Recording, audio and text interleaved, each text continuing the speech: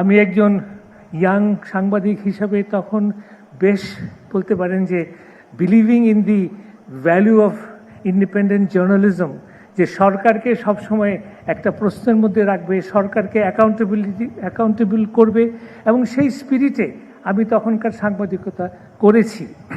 এবং আমার সৌভাগ্য যে একাধিকবার প্রধানমন্ত্রী খালেদা জিয়ার সঙ্গে আমার দেখা হয়েছে, এবং উনি আমাদের এই স্বাধীন সাংবাদিকতাকে যে কত মনে প্রাণে শ্রদ্ধা করতেন, এবং her sense of tolerance, her sense of accepting diverse views, her capacity to accept criticism, আমি স্বাধীন সাংবাদিক হিসাবে আমার মন জয় করেছে, আমার মনে ওনার গভীর শ্রদ্ধার জায়গা করে দিয়েছে।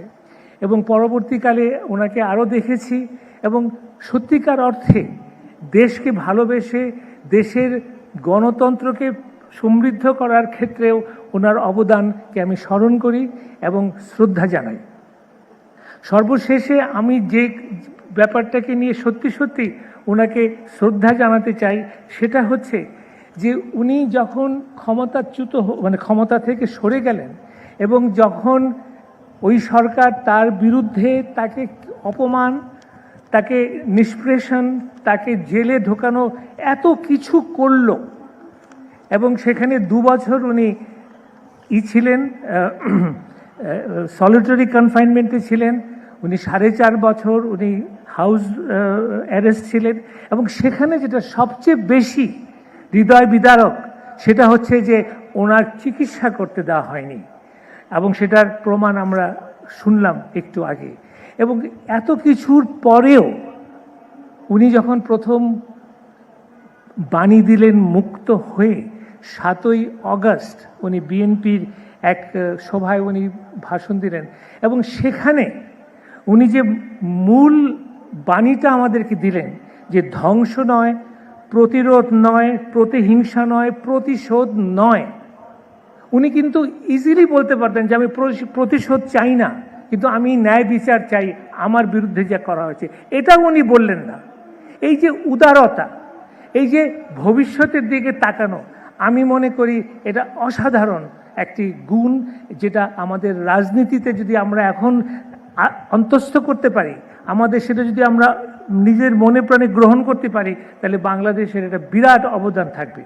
এবং সেখানে আমি একটা বক্তব্য দিয়ে শেষ করতে চাই যে উনি বলছেন যে ভবিষ্যতে ভালোবাসা, শান্তি এবং জ্ঞান ভিত্তিক সমাজ গড়ে তোলা। She said, I've been requested by the organizers to say a few words in English. One of her last message to the society, to the country, to the nation was that we need a future generation the society should be knowledge based. Now this is vital. আমি অন্তর থেকে বলতে চাই যে বাংলাদেশকে আমরা ভালোবাসি, বাংলাদেশকে আমরা অন্তর থেকে ভালোবাসি। আমার দেশপ্রেম, স্বাধীনতা, গণতন্ত্র সব কিছুই আমাদের জন্য মূল্যবান, কিন্তু ভবিষ্যৎ হচ্ছে জ্ঞান ভিত্তিক সমাজের উপরে নির্ভরশীল।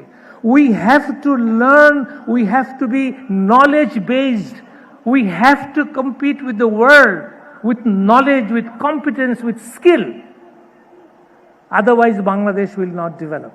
So আমি সবার কাছে মন থেকে এবং আগামী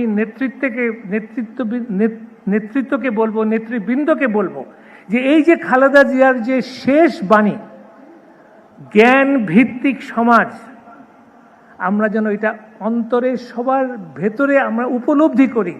The future of Bangladesh depends on a knowledge-based society. You have seen how the world has changed with artificial intelligence in the last 10 to 15 years. So much is transforming, and it is based on knowledge, on skill, on competence, and that is where we have to go for the future of Bangladesh.